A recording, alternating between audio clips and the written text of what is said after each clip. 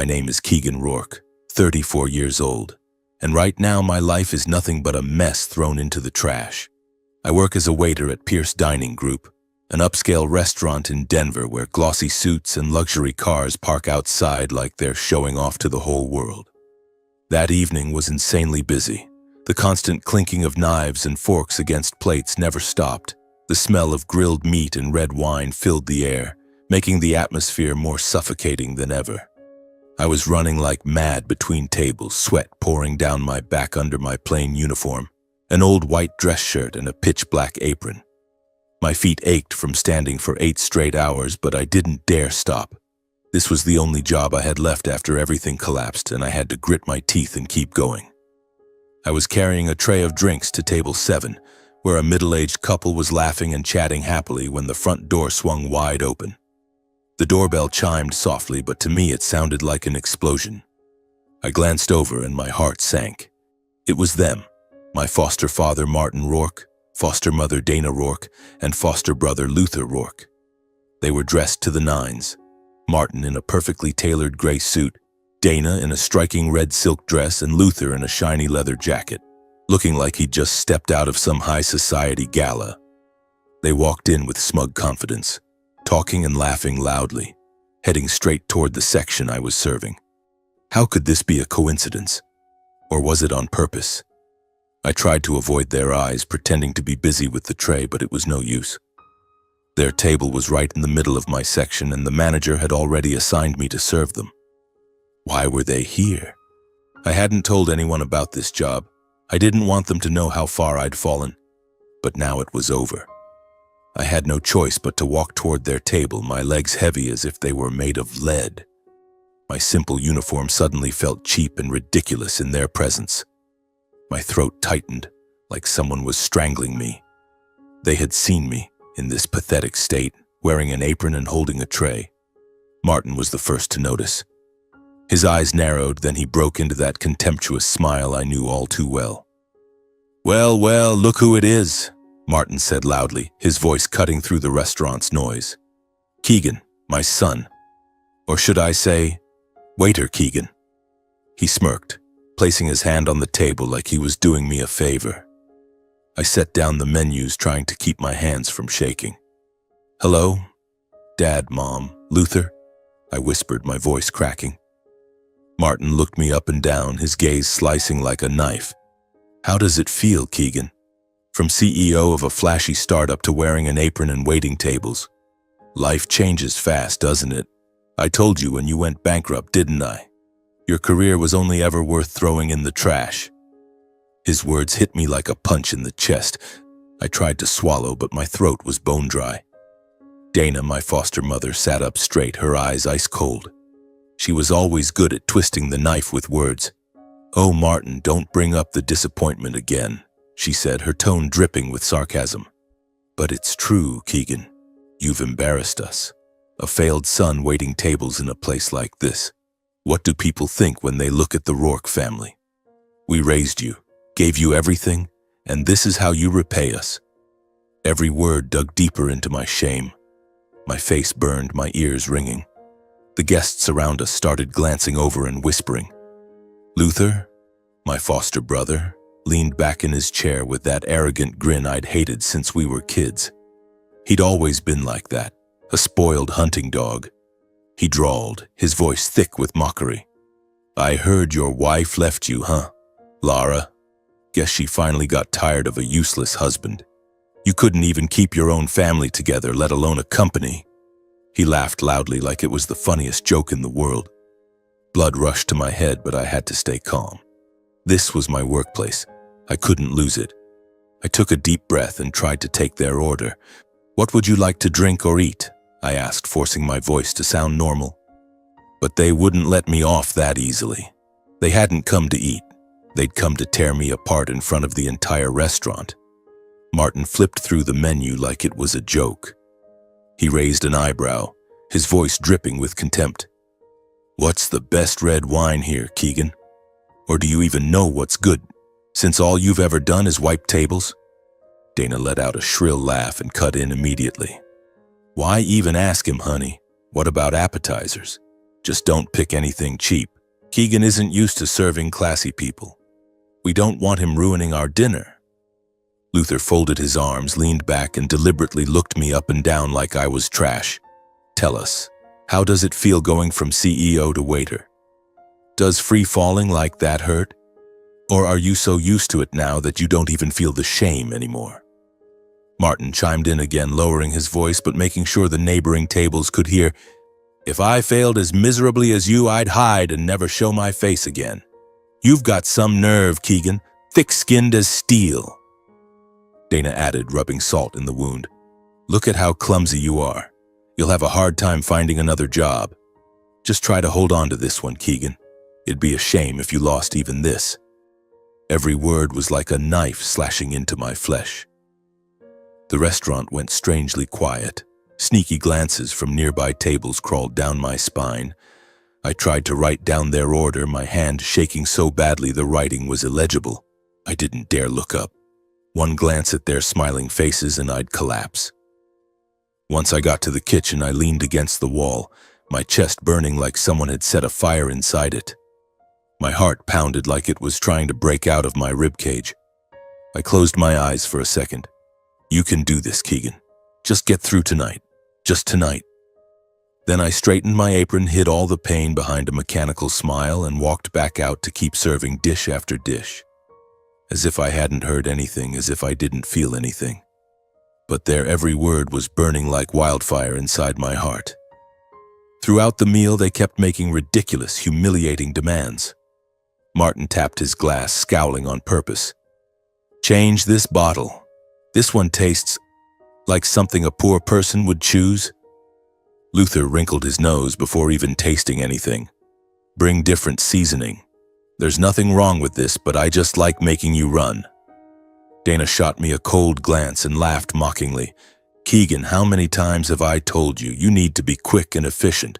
Who would hire you if you're this slow?" Luther continued even more shamelessly. "Get a rag and clean the table. It's dirty." The table was so clean you could see your reflection in it. I ran back and forth, my feet numb, sweat soaking through my shirt.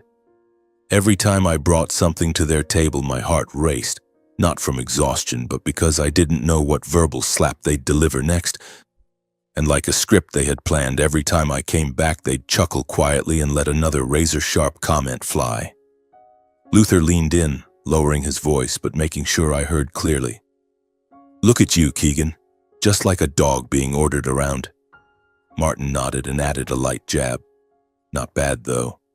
At least now you found a job that matches your real abilities." I clenched my teeth so hard my jaw hurt, trying to lock all my emotions inside. But the pressure was building in my chest, little by little, like a ticking time bomb just waiting for one more spark. Then the worst moment came.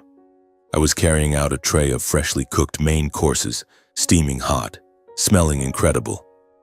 My heart was racing as I tried to keep the tray balanced. Suddenly, Luther stuck his foot out and tripped me. I felt it, his shoe hitting my ankle. The tray tipped. Food spilled everywhere. Hot soup splattered, meat scattered, plates clattered loudly. People around us turned to look. Some covered their mouths and giggled, others whispered. "Oh my God," an old lady at the next table said. "That waiter is so clumsy." My foster family seized the moment. Martin stood up and shouted, "What the hell are you doing, Keegan? Are you that useless? You can't even wait tables properly." Dana shook her head. "This is so embarrassing. We came here to eat, not to watch a clown show." Luther pointed at the mess and laughed. "Clean it up properly or I'm calling the manager." I stood frozen, my face burning red. The judgmental stares from the entire restaurant felt like needles piercing my skin. I had to get down on my knees, pick up every piece of food, wipe the table under everyone's eyes. Tears welled up, but I swallowed them back. "It's just work," I told myself, but inside I was shattering. They finished eating and Luther called me over to pay. He pulled out a $50 bill and placed it on the table like he was bestowing a great favor. I looked at the money and felt a tiny spark of warmth.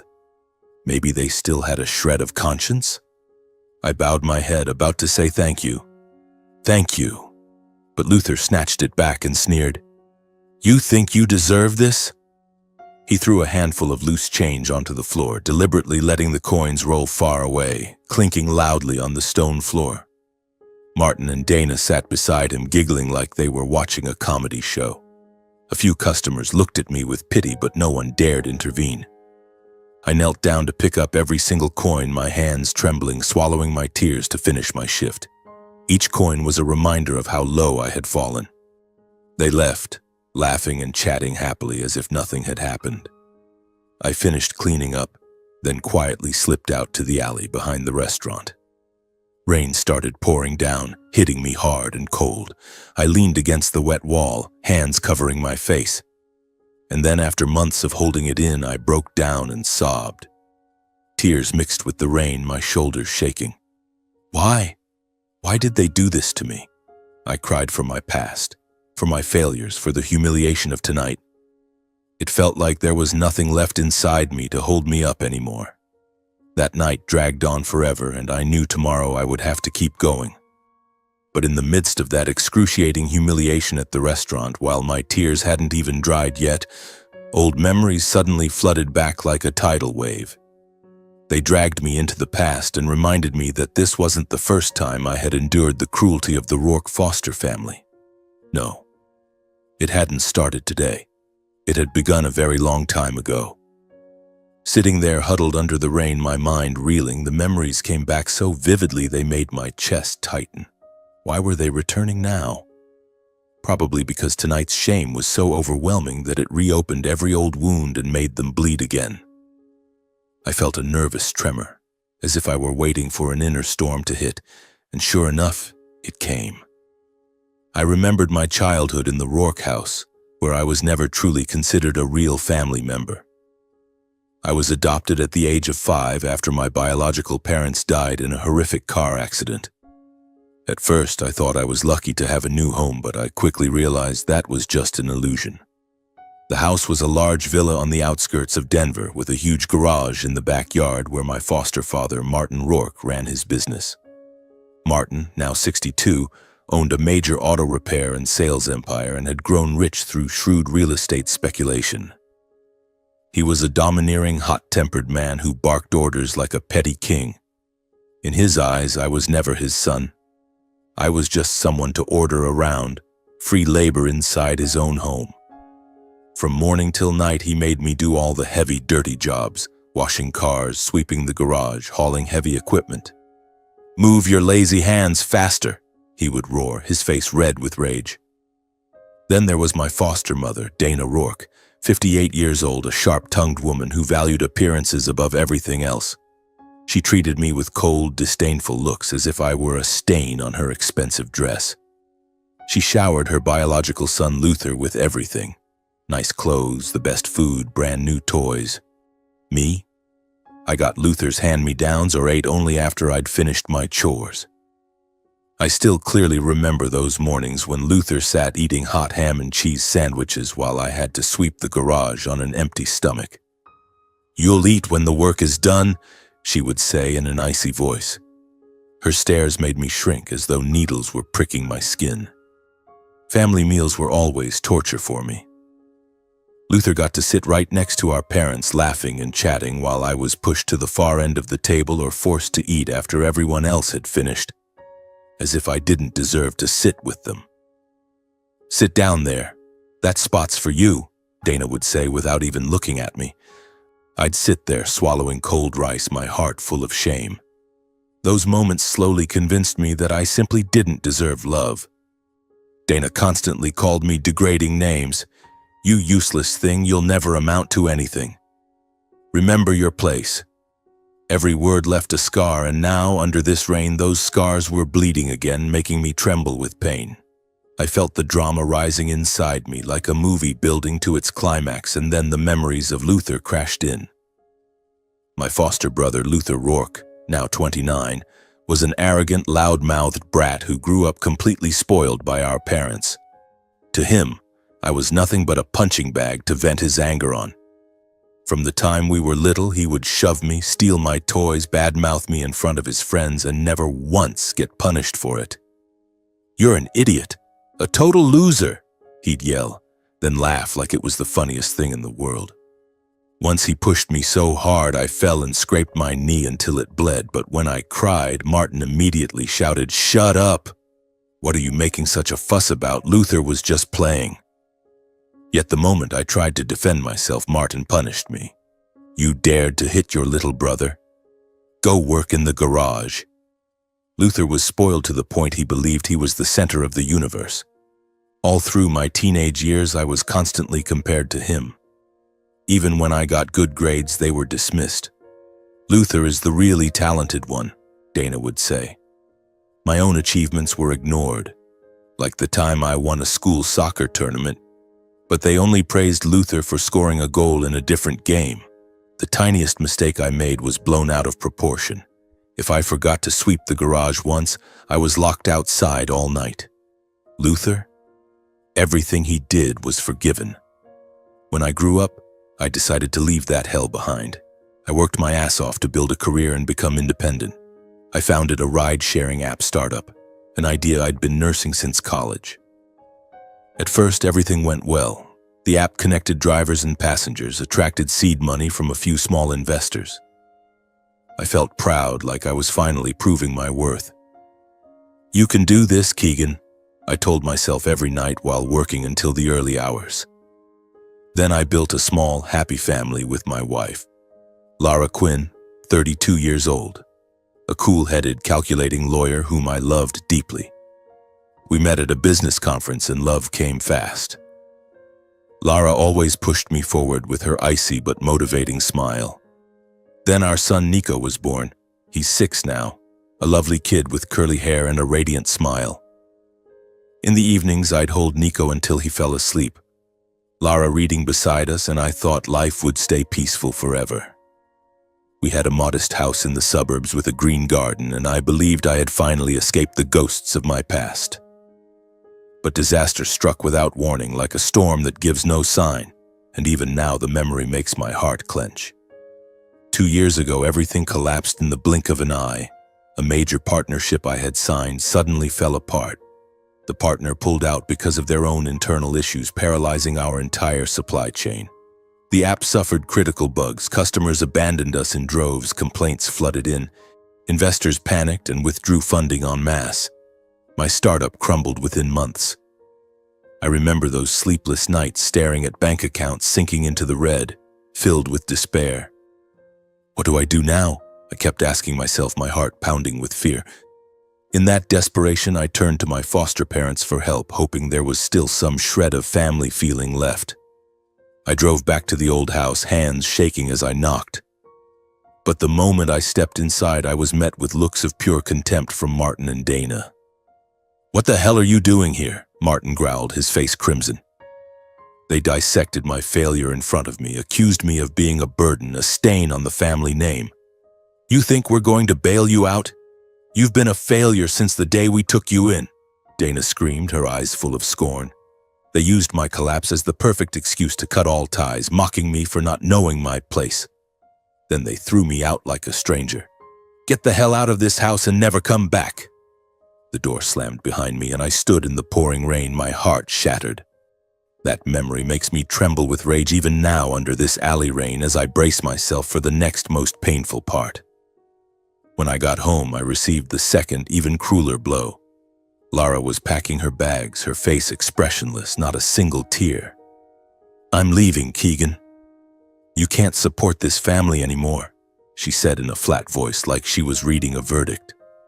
She took Nico with her. The boy was sobbing, clinging to my legs. "Daddy, don't leave me."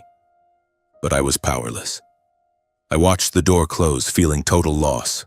Family, career, dignity, everything sucked out of my life in a single day. I collapsed on the floor and cried until I had nothing left, overwhelmed by despair. Why? Why is everyone abandoning me? After that fall, I tried to get back on my feet. I sent out job applications everywhere, but no one would hire me. My bankruptcy made me too big a risk in recruiters' eyes. "Thank you, but we can't take you." Rejection after rejection. In the end, the only option left was the evening waiter shift at Pierce Dining Group, just enough to pay rent on a tiny, moldy apartment and keep myself barely alive. That apartment is damp, with an old bed and a small gas stove, but at least I'm still breathing. One day, everything changed unexpectedly, like a faint ray of light piercing through the darkness. It was a chilly autumn afternoon in Denver. A cool wind swept through the streets, carrying the scent of fallen leaves. I was standing in front of the restaurant, waiting for my shift to start, staring out at the bustling road. The dazzling lights from the restaurant spilled onto the row of luxury cars parked outside, painting a picture of opulence. Then I saw him. An old homeless man huddled right in front of the entrance, a stark contrast to all that glamour. He was thin and frail, dressed in tattered clothes, his gray hair tangled and messy. He sat curled up on the steps, clutching a worn-out bag tightly as if afraid someone might steal it. His face was deeply wrinkled, his eyes vacant and fixed on the ground, his weak breath forming faint clouds in the cold air. The sight stopped me in my tracks. My heart suddenly tightened.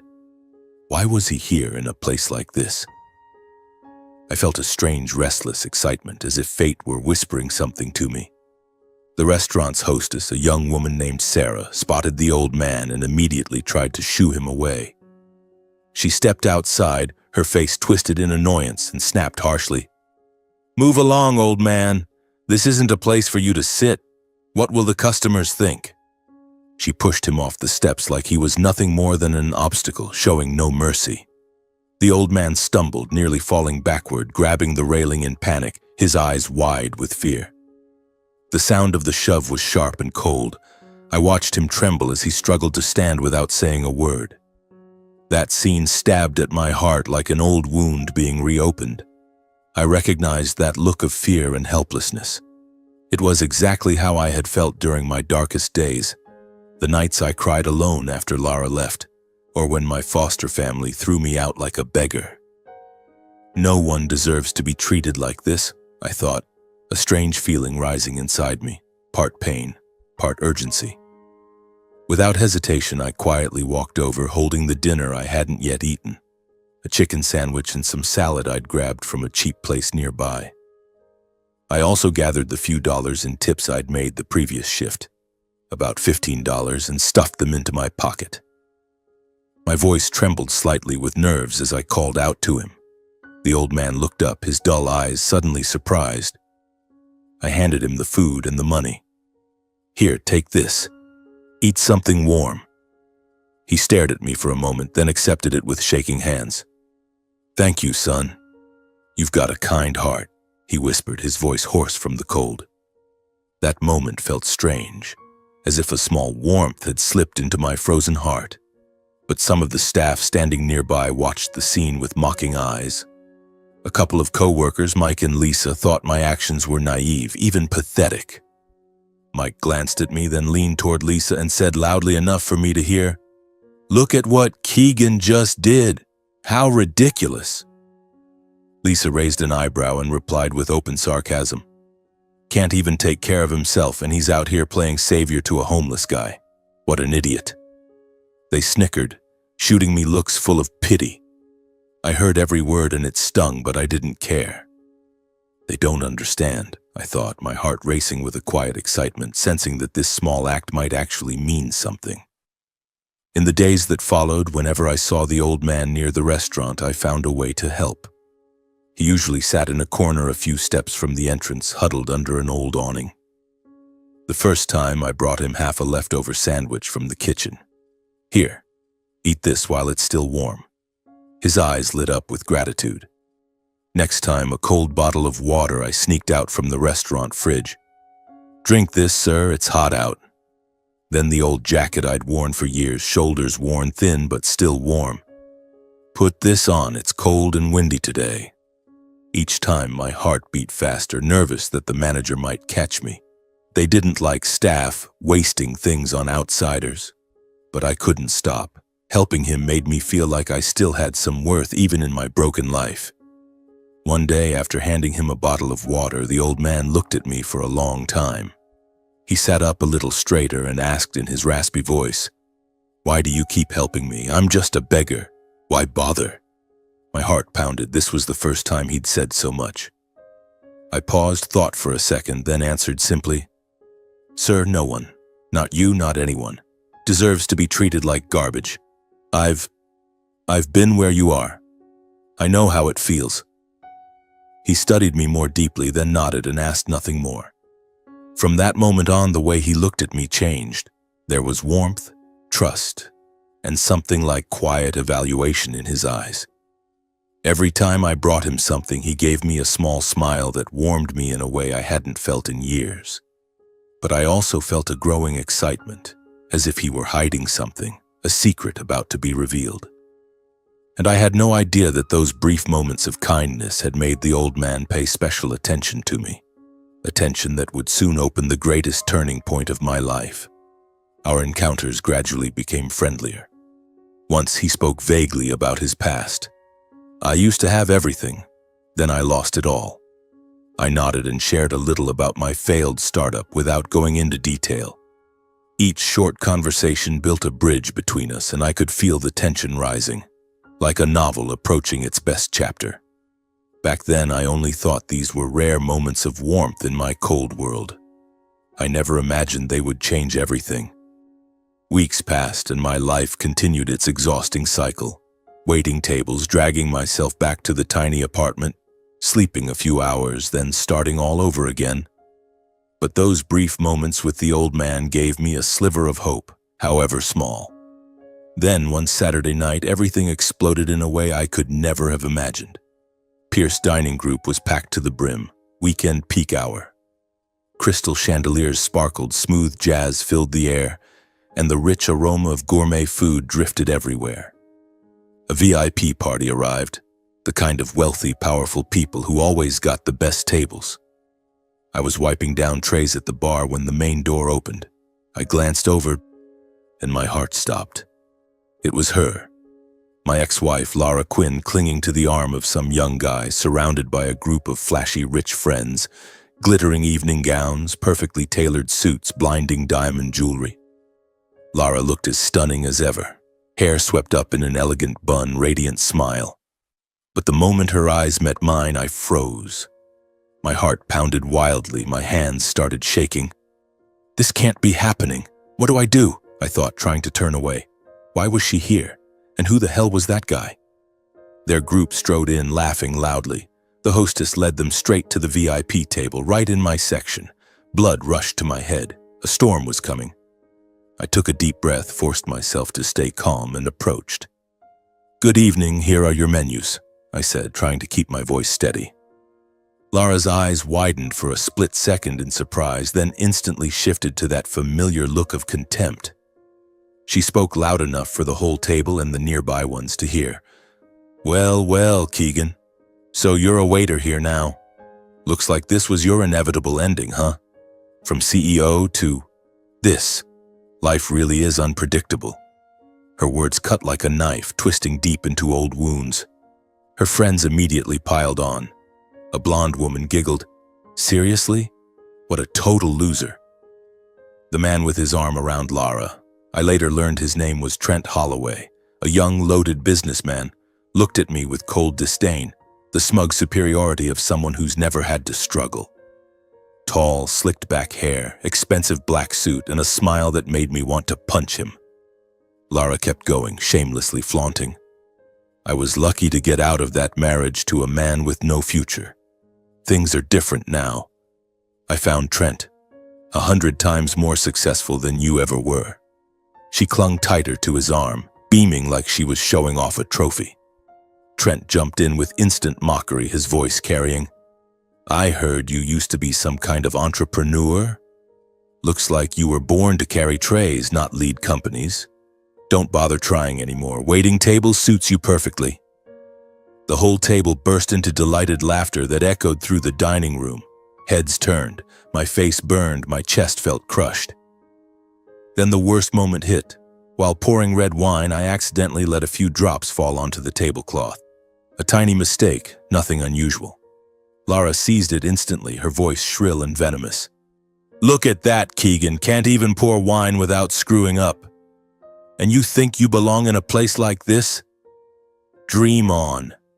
You're not good enough for any decent job. You really are useless." Her voice cut through the music, drawing every eye in the room to me. Trent threw his head back and laughed. Get the manager.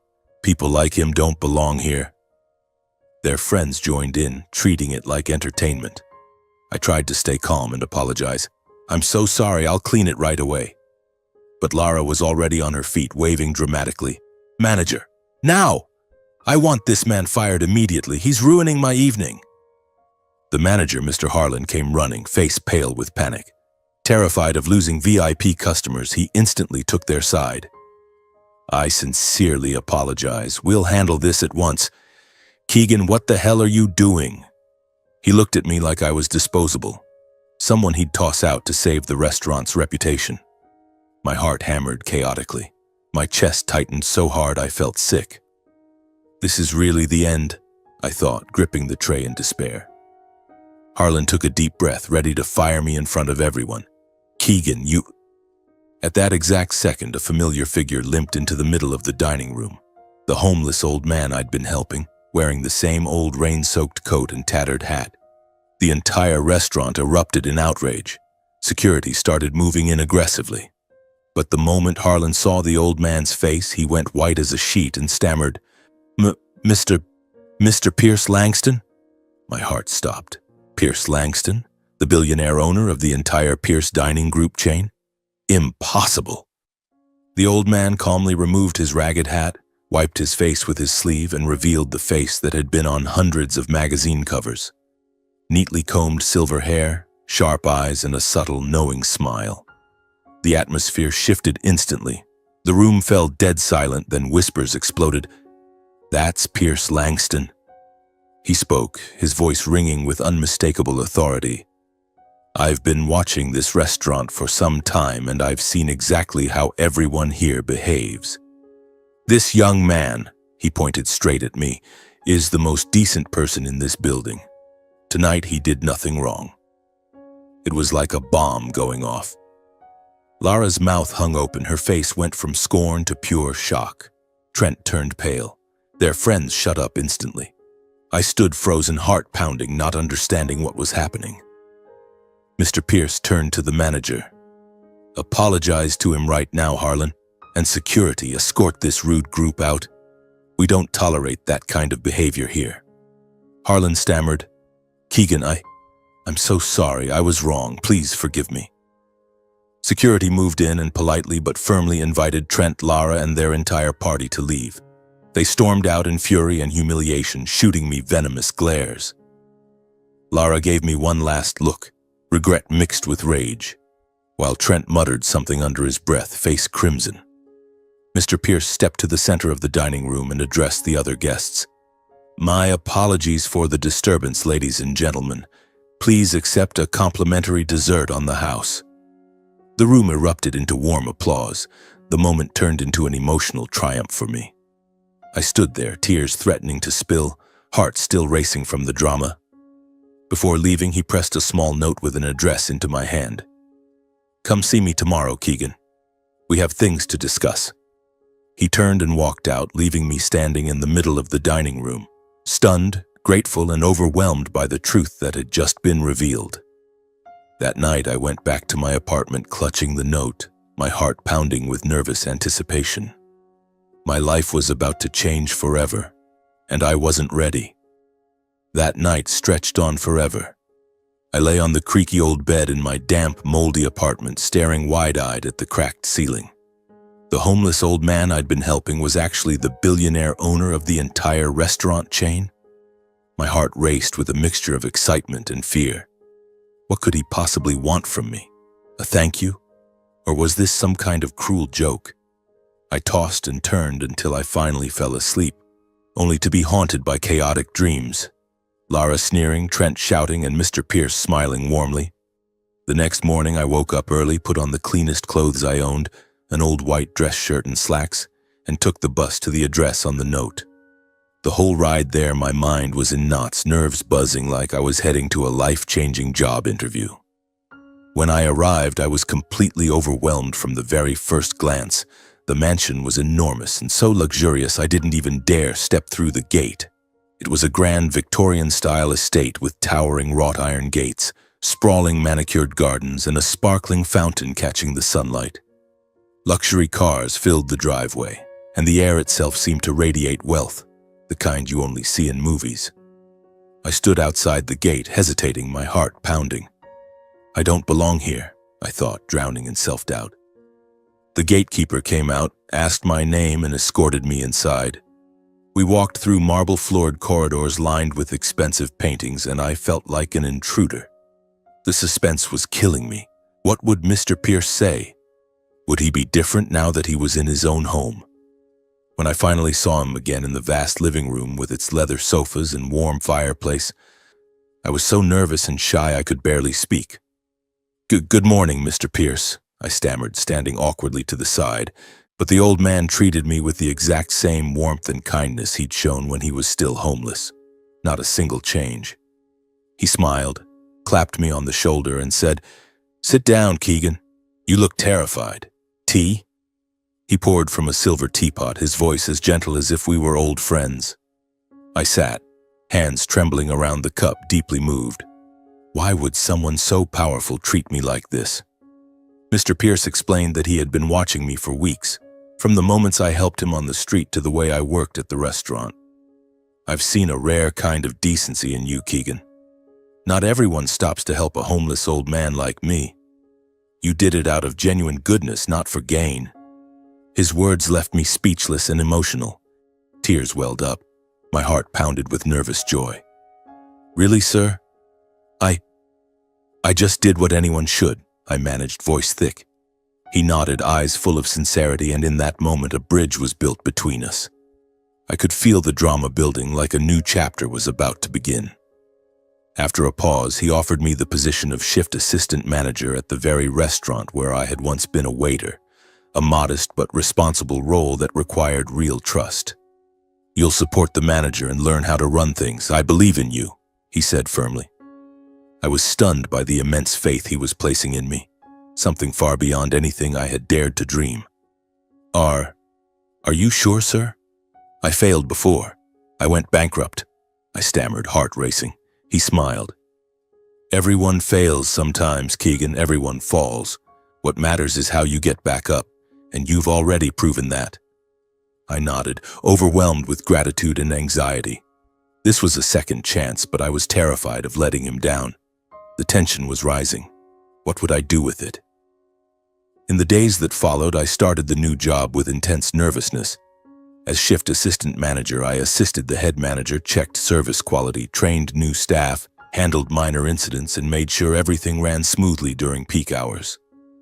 On my first day, I arrived early, wearing the new uniform, heart hammering as I stepped into the kitchen. "Check the tables, Keegan," the manager said, and I threw myself into it, making sure cutlery was spotless, tablecloths perfectly smooth, showing a new waiter how to pour wine without spilling. Peak hours hit, customers everywhere, and I handled a small complaint, wrong order, by apologizing quickly and fixing it on the spot. I worked with care, humility, and responsibility, gradually earning the respect of my colleagues. Guests started to appreciate my attentiveness too. An elderly lady once said, "You're such a thoughtful young man." Every compliment slowly erased the old shame, but I still felt nervous, terrified of making a mistake. After each shift, Mr. Pierce personally mentored me, private lessons in his office with hot coffee and a notebook. He taught me financial management. "Look at this report. Here's how you balance costs. Streamlining operations. Do it this way to serve faster. Hiring. Ask this question to see if they're honest. Retaining VIP clients. Remember their names. Notice the smallest details. Crisis management. Stay calm, apologize first, then fix it." These were things no one had ever taught me before, and I absorbed them like a sponge. Between lessons, our relationship grew close. Mr. Pierce began treating me like the son he never had. For the first time, I felt genuine fatherly love, shoulder pats, warm advice. "You're like a son to me," he said once, and I nearly choked up. My heart raced with happiness, but also with fear of losing it. Yet not everyone was happy about it. His daughter, Juliet Pierce, a beautiful woman around 30 with long brown hair and sharp eyes, viewed our closeness with suspicion. She managed part of her father's businesses and often visited the mansion. One day she caught me there. I had come to give a work report and said coldly, "Who are you? What are you doing here? Are you trying to take advantage of my father's kindness?" Her words cut like a knife. My heart sank, panic rising. I was afraid of losing everything. I didn't argue or defend myself. I simply bowed my head. "I'm just doing my job, miss." Then I quietly continued working hard, behaving impeccably, living in a way that left no room for shame. My dedication and character slowly became obvious to everyone in leadership. Within just 3 months, I became the clear frontrunner for a senior management position, earning absolute trust from the top and strong support from the entire staff. "Keegan's going to be promoted to manager," people whispered, and Mr. Pierce nodded with satisfaction. My heart pounded with nervous excitement. This was huge, but the pressure was growing too. Even Juliet began to change. She gradually noticed my hard work and decency, how I handled restaurant issues with skill and grace, how I took care of her father, bringing his medicine on time, listening to his stories, how I never took advantage of favors, even turning down expensive gifts. Each small thing slowly but surely shifted the way she looked at me. One day she stopped by the restaurant, watched me work, and gave a faint smile. You're doing well, just like everyone says." My heart raced, a new feeling stirring inside. My life was changing, and the real drama was only just beginning. Time passed peacefully in the following months. Work grew busier, my bond with Mr. Pierce deepened, and I slowly began to feel as though I were rebuilding my life from the ashes. Then, without warning, his health suddenly collapsed, like a violent storm breaking out of a clear sky. It was a golden autumn afternoon. I was at the mansion for our usual weekly report. Mr. Pierce was strolling in the vast back garden, the place where he loved to sit every morning sipping tea and watching the flowers bloom. I spotted him from afar, his posture a little stooped, yet he still smiled and waved at me. Suddenly he collapsed right on the stone path, clutching his chest, face ashen. My heart stopped. Pure panic surged through me. "Mr. Pierce, what's wrong?" I shouted, rushing to his side. He lay there gasping, eyes clouded with pain. I called the ambulance immediately, gripping his hand with trembling fingers. "Hold on, sir, the ambulance is coming." Juliet came running from the house, her face white with terror. Dad, what's happening?" We rushed him to the hospital in critical condition, sirens screaming the whole way. In the ambulance, I sat beside him, fear choking me. "He'll be okay," I kept telling myself, but dread gnawed at my heart. After several hours of emergency surgery, the doctor called us in. His voice was grave. "Mr. Pierce has late-stage lung cancer. It has metastasized. There isn't much time left, perhaps only a few months." The words hit like lightning. I stood frozen, chest aching. Cancer? Why hadn't he told us? Juliet burst into sobs and clung to me in her moment of weakness. Mr. Pierce lay pale on the bed but still managed a faint smile. "Don't worry, my children. I've lived a full life." From that day on, I spent nearly all my time at his side, caring for him like a son caring for his own father. I left work early to go to the hospital, helped him walk, made sure he took his medication on time, assisted the doctors during checkups, and paid attention to every tiny detail, brewing the warm tea he loved, reading the newspaper aloud, wiping sweat from his brow when he had fever. "Thank you, Keegan. I'm so happy," he would whisper, squeezing my hand. Every moment filled me with dread that it might be the last. I felt I was repaying him, yet it tore me apart to watch him fade. Juliet saw my devotion firsthand, and it changed everything. She saw the nights I stayed awake by his bed, sitting on hard chairs without complaint, the way I prepared nutritious meals and cut them into small pieces so he could swallow, how I adjusted his pillows for comfort, how I held his hand when breathing was hard and whispered, "I'm right here, sir, don't worry." Each act made her look at me differently, no longer with suspicion but with warmth. One day she walked in while I was telling him a funny story to make him laugh. Later in the hallway, she whispered, You're amazing, Keegan. My father is so lucky to have you." My heart raced, overwhelmed by the shift in her eyes. Gradually, Juliet began to trust me. The old coldness and doubt melted away, replaced by gratitude and warmth as she witnessed my genuine care for her father. We started talking more, about Mr. Pierce, about work, sometimes about life. She opened up about losing her mother young, about the pressure of managing the family empire. I listened and comforted her. I too noticed that the way Juliet looked at me had changed, gentler, deeper, as if something unspoken was slowly growing between us. Every time our eyes met, my heart pounded, nervous about what might come next. But Mr. Pierce's condition worsened day by day like a prolonged nightmare. He grew weaker, ate less, struggled to breathe. I practically lived at the hospital, sacrificing sleep to be with him. We talked about the past. He told me how he had built the restaurant empire from nothing. I told him about my old startup, about my son Nico. He listened with pride in his eyes. I cared for him with a love I had never been able to give any father figure, wiping his face, massaging his feet to ease the pain, humming the old songs he loved. "You're like my own flesh and blood son," he said faintly one day, and I choked up. The suspense and dread grew daily. I knew time was running out. Juliet was there too, and together we held on hand in hand, without needing words. One quiet morning, sunlight streaming through the hospital window, Mr. Pierce called Juliet and me to his bedside. He lay there, breathing shallowly, face serene. "Come here, my children, I have something to say," he rasped. We sat beside him, my heart pounding with a terrible premonition. With his remaining strength, he gave me final instructions about the restaurants. "Keegan, keep it strong. Expand it the way I always dreamed. Take care of Juliet for me." Then he took Juliet's hand and placed it in mine, as though entrusting us to each other. "Look after one another, my children." He looked at us one last time with calm, loving eyes, then quietly closed them forever. He slipped away, leaving his daughter and the son who shared no blood in shattering grief. I held Juliet as we both wept, my heart broken. "He's gone," I whispered, the suspense dissolving into endless pain. The funeral was dignified and grand, held at the mansion. Hundreds came, friends, business partners, restaurant staff.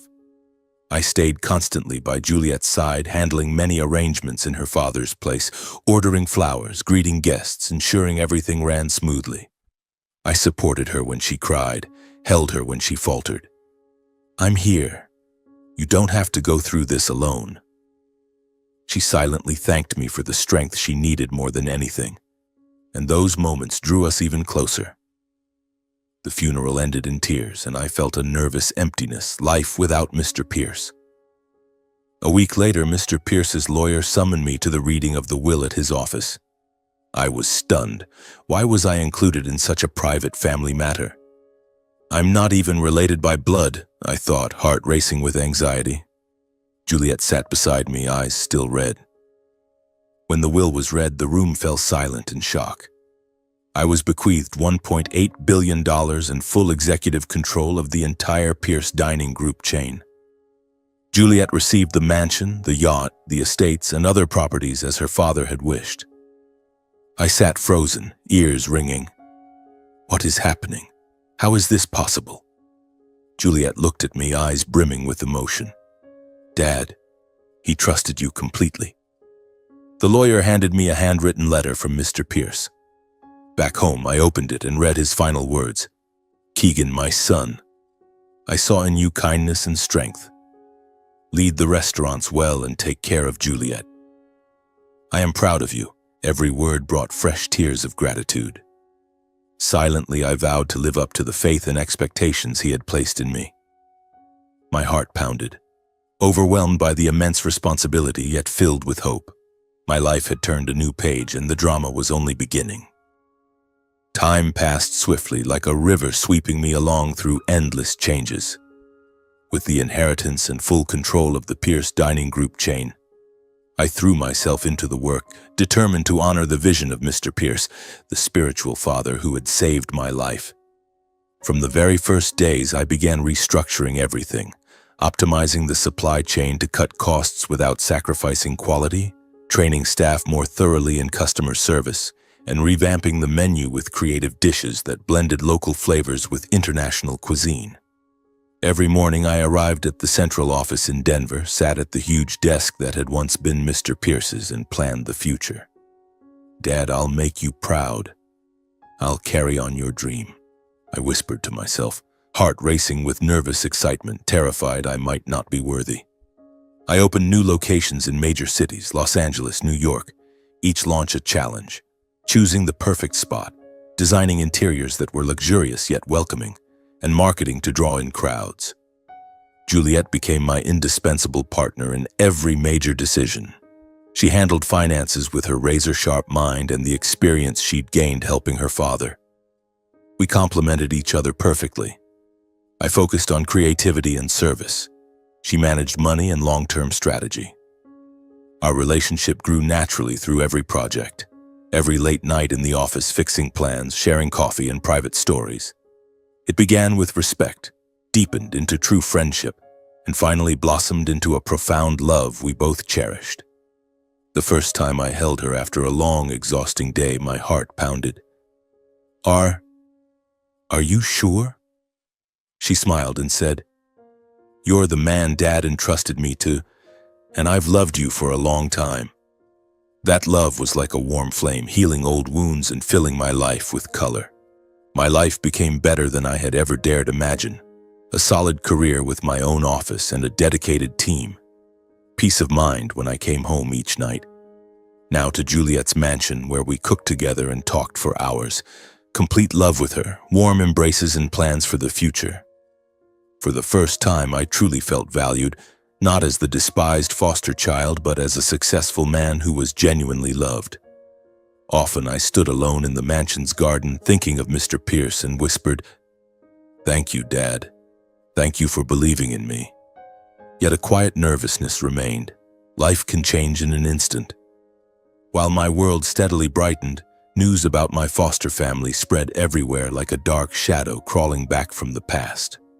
Their auto garage declared bankruptcy due to terrible management, then faced a string of lawsuits for tax fraud and scamming customers.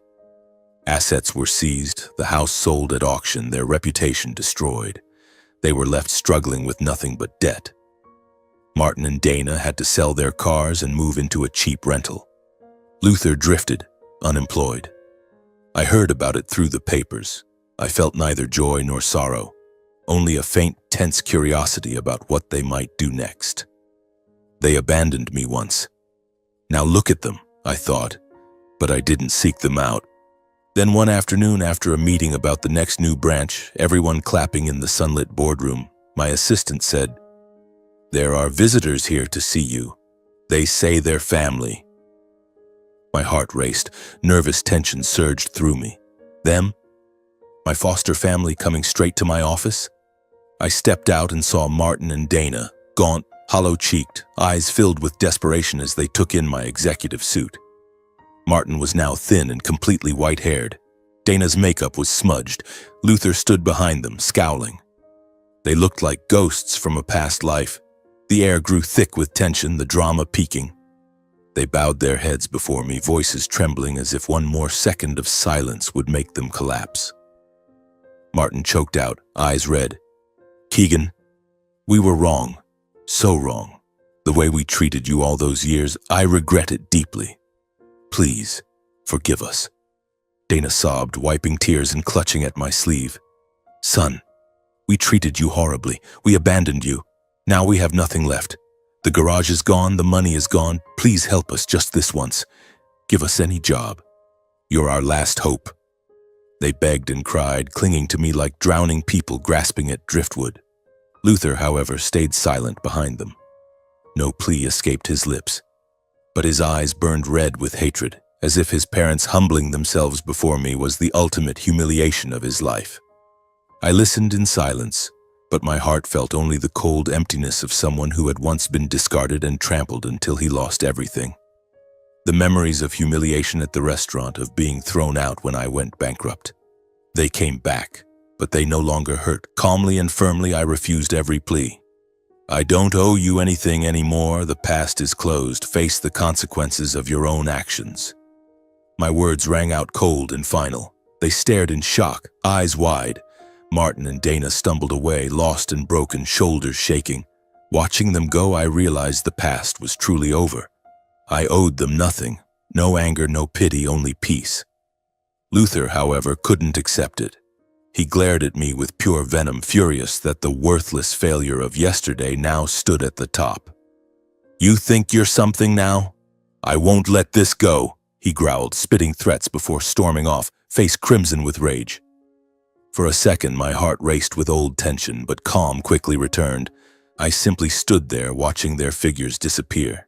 No fear, no pain. I understood they were finally paying the price for what they had sown, while I had stepped into a completely new life, one filled with hope and drama still waiting ahead. In the days following that confrontation, I tried to push Luther's threat out of my mind and focus on work and my life with Juliet. We were busy with expansion plans for the restaurant chain, endless meetings and short business trips. Yet deep down, a vague unease lingered, as if his words were a ticking time bomb. "He's just talking big," I told myself.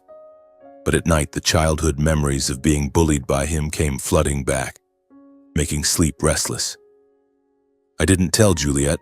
I didn't want her to worry, but I quietly increased security measures, asking the team to check cameras more often, driven only by a bad feeling. I didn't know that after I refused to help him, Luther sank deeper into debt than ever. He wandered the worst neighborhoods of Denver, hunted relentlessly by loan sharks and creditors. Threatening phone calls never stopped. Burly men waited outside his cheap rental. He lived like a cornered rat, hiding and running. In that desperation, he convinced himself that every misfortune stemmed from me, the foster brother he once despised. "It's all because of that bastard. He got rich and turned his back, leaving me to rot like this," he muttered alone in his dark room, eyes bloodshot from alcohol and rage. A plan for revenge took shape, dark and twisted, growing inside his broken mind.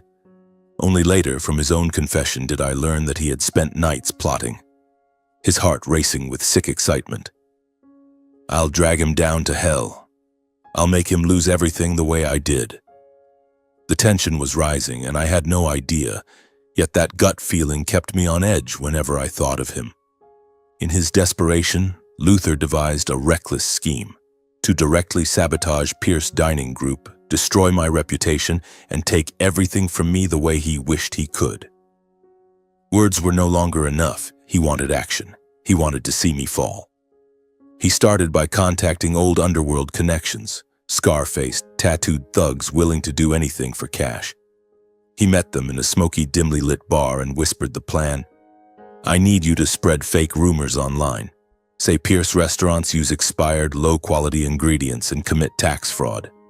Make the press pick it up. Panic the customers."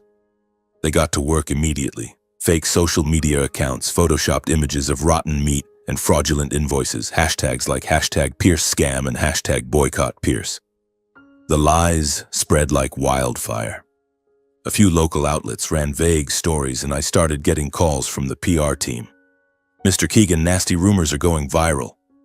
My heart raced with alarm. I had no idea where it was coming from, but I quickly ordered investigations and public rebuttals. But Luther didn't stop there. He escalated to something far more dangerous. He decided to strike in person. He targeted the late-night delivery area of a suburban Denver branch, the place where fresh produce arrived every evening with huge cold storage rooms and parked trucks. He chose a stormy midnight, rain pouring, wind howling through dark streets, perfect cover. Dressed in black, hood up, Luther carried a bottle of strange powder, a toxic substance bought on the black market, enough to cause mass poisoning. He cut through the back fence, slipped into the loading zone, avoiding the old cameras he assumed hadn't been upgraded. The air was freezing, thick with the smell of fresh food. He opened a crate of beef, sprinkled the powder inside, then vanished. Every footstep felt like the countdown of a bomb. Later, when I reviewed the footage, my heart raced at how close he had come to succeeding. But the security system I had completely overhauled after taking over the company, infrared cameras, motion sensors, 24/7 guards, recorded everything. I had invested millions to protect Mr. Pierce's legacy from theft or sabotage, never imagining it would save me from Luther. Security spotted the intruder on the monitors, a dark figure sneaking through the warehouse, and locked the area down instantly. Alarms screamed, floodlights snapped on. As Luther tried to escape through the back door, guards blocked him. "Intruder, freeze! Who the hell are you?" He panicked and ran. A chase exploded through the night, across the rainy loading yard between trucks. Rain lashed like whips. Luther slipped on the wet ground, sliding several feet. Behind him, guards with flashlights closed in, beams slicing through the darkness. He zigzagged between vehicles, panting, heart pounding with terror and adrenaline. One guard tackled him, slamming him into the mud. "Got you, you little rat! You're done!" The drama reached its peak. I was called to the scene in the middle of the night. Juliet, worried, whispered, "Be careful, love." I drove through the storm, heart hammering. What now? When I arrived, police lights flashed, rain still pouring. I saw the full extent of Luther's plot to destroy me out of nothing but envy and senseless hatred. The bottle of poison, crystal clear security footage of his face, and his initial confession. I stood frozen, watching him in handcuffs, face smeared with mud. He glared at me with pure venom. "You think you've won? I did this because you abandoned your family." Luther was arrested with ironclad evidence: property damage, contaminating inventory, attempted mass poisoning, and trespassing, all heavy felonies that could land him in prison for years. He kept screaming in rage, unable to accept that the foster brother he once looked down on had risen far beyond anything he could ever reach. "You traitor! I'll be back, just wait." His voice echoed through the rainy night, but everyone just shook their heads in pity. I watched without joy or anger, only sadness at the tragic cycle of selfishness and indulgence Martin and Dana had planted in him since childhood. He had grown up with everything handed to him, never knowing failure, so now he couldn't bear my success. What a tragedy, I thought, my heart still racing from the chase. As Luther was led away, shoved into the back of a police car with sirens wailing, I turned and walked off. The last thread tying me to my foster family had finally snapped. From now on, my life looked only forward. Beside Juliet and the legacy Mr. Pierce had entrusted to me, I went home, held Juliet tight, told her everything, and we both let out a long breath of relief. The drama was over, but deep down I knew life still held many surprises ahead. After Luther's incident, my life gradually settled back into calm waters, like a river finally finding its peaceful rhythm again after a violent storm. I poured all my energy into running the restaurant chain, determined to turn it into more than just a place that served meals, into a space that brought joy and warmth to every guest, exactly as Mr. Pierce had always dreamed. Juliet was always by my side, supporting every step with her warm smile and sharp advice. "You're doing great, but don't forget to rest." We spent more time together than ever. Lazy afternoons having coffee in the mansion's garden, surrounded by blooming flowers and gentle breezes. Late evenings curled up watching movies, forgetting all exhaustion. Sometimes my heart still raced with nervous fear that this happiness was too fragile, but Juliet always reassured me. "We've been through so many storms already. Now it's time to enjoy the calm." That stability made me feel as though I was rebuilding my life from scratch, but this time on a foundation stronger than ever. I began getting involved in charity work, just as Mr. Pierce used to do, donating to homeless shelters. Every time I did, I thought of him with deep gratitude. Life was no longer a fight for survival. It had become a meaningful journey, and I looked forward with quiet excitement to whatever good surprises lay ahead. My career continued to soar like a rocket blasting into the sky. New locations opened one after another, spreading from Denver to major cities, Miami, Boston, even into Canada and Mexico. Each grand opening was a spectacle, neon lights blazing, celebrity guests, reporters crowding for photos. Headlines praised Pierce Dining Group under Keegan Rourke, a spectacular transformation. They wrote about how I had taken a traditional chain and turned it into a modern icon with clean, sustainable menus and personalized service. I remember one Forbes interview where the reporter asked, "What's your secret?" I smiled and said, "Kindness and perseverance, just as Mr. Pierce taught me." Revenue skyrocketed, employees received huge bonuses, and guests kept coming back.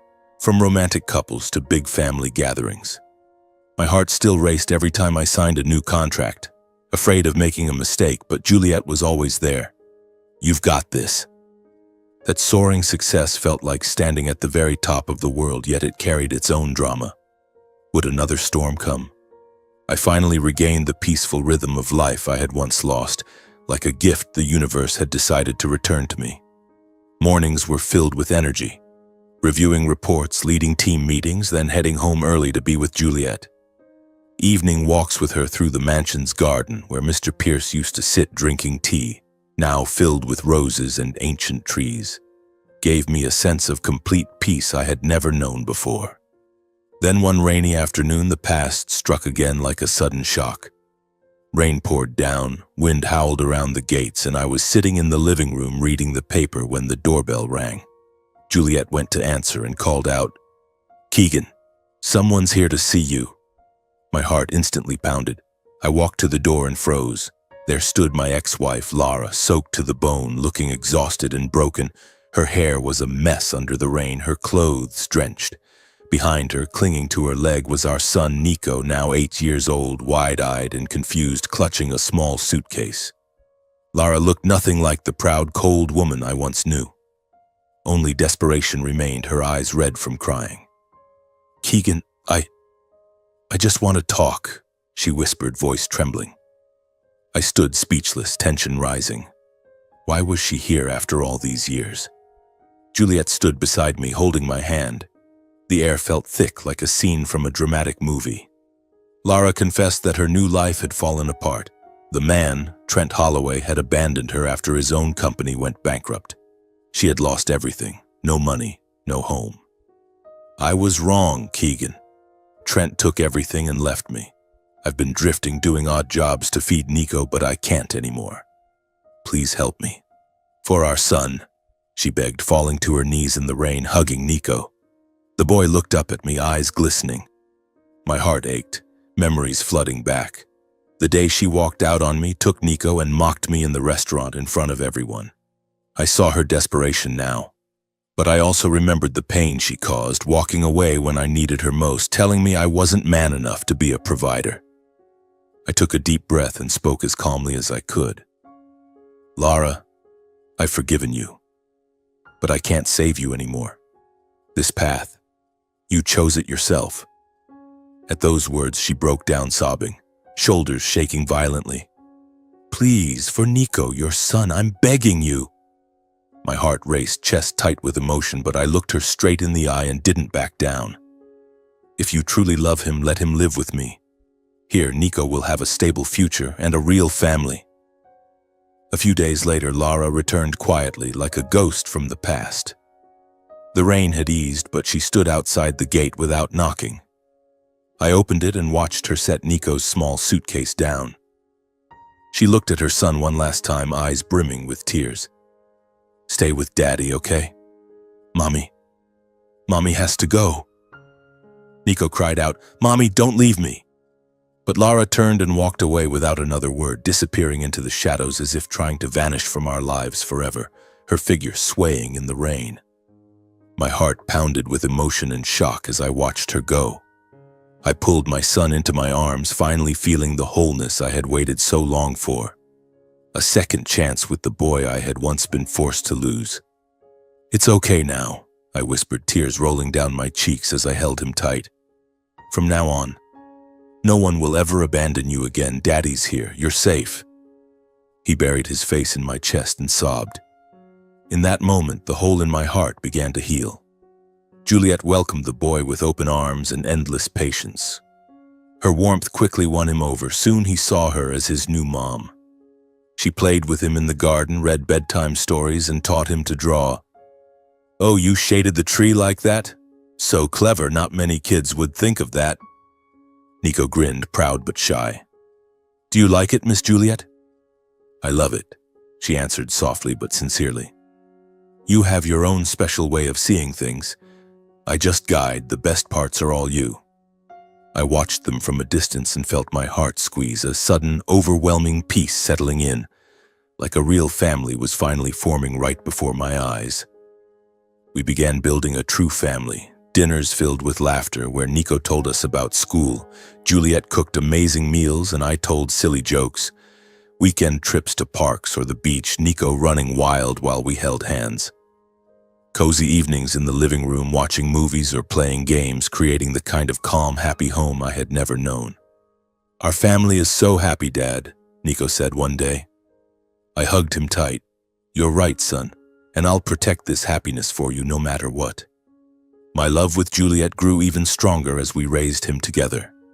It became the foundation that kept me moving forward confidently in both career and life. Every day I felt a quiet thrill about the future. Our upcoming wedding, maybe more children, the restaurants continuing to grow. My life was now complete, yet still full of beautiful surprises waiting ahead. After everything we had been through, from the darkest days to the painful losses of Mr. Pierce and the confrontation with Luther, Juliet and I decided to get married. It felt as natural as breathing, as if fate had planned it all along. We chose a small, intimate ceremony in the back garden of the Pierce mansion, the very place where the old man used to sit every morning, sipping tea and watching the sunrise filter through the leaves. That garden was now bursting with blooming roses, winding stone paths, and the gentle trickle of the fountain. A place full of memories that still made my heart race with nervous excitement whenever I thought of it. "I want to get married here where Dad was happiest," Juliet said, her eyes shining. I pulled her close. "I want that too." This is where everything began for us. We prepared carefully but simply, pure white flowers, rustic wooden chairs, and a close family friend as the officiant. Every step of the planning filled me with nervous anticipation, like waiting for the climax of a dramatic story. Would everything go perfectly? But Juliet always calmed me. "It's going to be beautiful, my love." Nico was chosen as the honorary best man, and the boy was so excited he barely slept the night before. We had a tiny light blue suit tailored for him. He stood in front of the mirror, grinning from ear to ear. "Do I look like Dad yet?" My heart swelled with warmth and nervous joy at how grown up he seemed. The wedding day arrived under soft golden sunlight. Nico held my hand as we walked down the flower-strewn aisle to the simple wooden altar in the middle of the garden. The pride in his eyes moved everyone watching. Guests whispered. Juliet smiled from afar, and I had to fight back tears. "You're doing great, son." He walked confidently, carrying the rings, and when he handed them to us, the whole garden burst into applause. That moment felt like a perfect, heart-wrenching scene from a movie. The ceremony was simple but breathtakingly beautiful. No extravagance, just the people closest to us. Family, the loyal staff who had been with the restaurants from the beginning, and even some of those Mr. Pierce had once helped. Former employees, once homeless people he had lifted up with kindness. They came to celebrate like true family with warm hugs and heartfelt words. "Mr. Pierce would be so proud," one said, and I nearly broke down. Juliet walked in wearing a simple white dress, holding a small bouquet, and we exchanged vows beneath the ancient tree. "I will be with you for the rest of my life.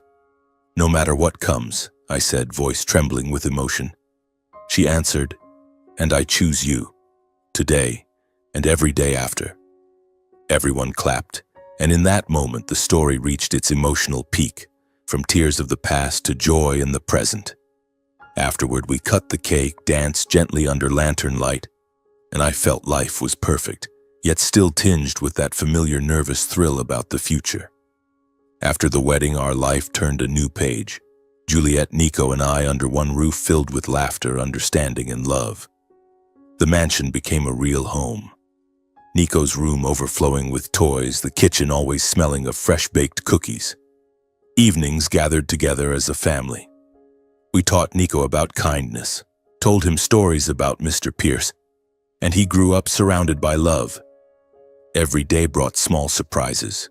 Nico learning piano, Juliet painting with him, me telling stories of my old startup as life lessons. My heart often raced with happiness, and with the quiet fear of losing it all. Under our leadership, Pierce Dining Group grew stronger than ever. Locations upgraded to the highest standards, state-of-the-art equipment, world-class staff training. The chain officially earned 5-star international culinary status, winning Michelin recognition and industry awards. Headlines called us the golden couple of fine dining, and every article made my heart swell with pride and nervous excitement. 1 year later, Juliet gave birth to a beautiful baby girl, the ultimate dramatic peak of my life. I stayed by her side in the delivery room, smiling through tears, wiping sweat from her forehead. The baby cried and the doctor placed her in my arms. "Congratulations, it's a girl." I named her Aria Pierce Rourke, as a tribute to the man who changed everything. Aria means melody, like the beautiful song Mr. Pierce brought into my life. "Aria, my little girl," I whispered, tears streaming down. Aria's arrival made our family complete. Big brother Nico was constantly by her side, protecting and playing with her like a little hero. "I'll keep you safe, Aria." He held her, sang lullabies, and we all laughed with pure joy. I often stood quietly watching the two children play in the sunlit living room, golden afternoon light spilling across the floor, and felt like I was living a dream I never dared to dream. Those moments made me look back on everything. The days of humiliation as a waiter, the nights caring for Mr. Pierce, the betrayals by Lara and my foster family, the temporary loss of Nico, and finally the light life had granted me. I understood that the road to happiness is never smooth. It's full of tears, ruins, and doors slammed in your face. I remembered crying alone in the alley behind the restaurant, the despair when my startup collapsed, the agony of losing Mr. Pierce, all dramatic trials that left me breathless, never knowing what came next. But I learned one truth: kindness is never wasted.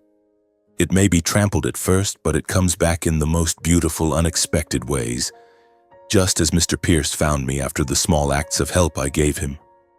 Watching my children laugh and play beside the woman I love, Keegan Rourke delivers his final message to himself and to anyone still lying broken in the dark. No matter how many times you're betrayed or pushed to the bottom, never let your faith in yourself die. Stand up, live kindly, and one day the light will find you.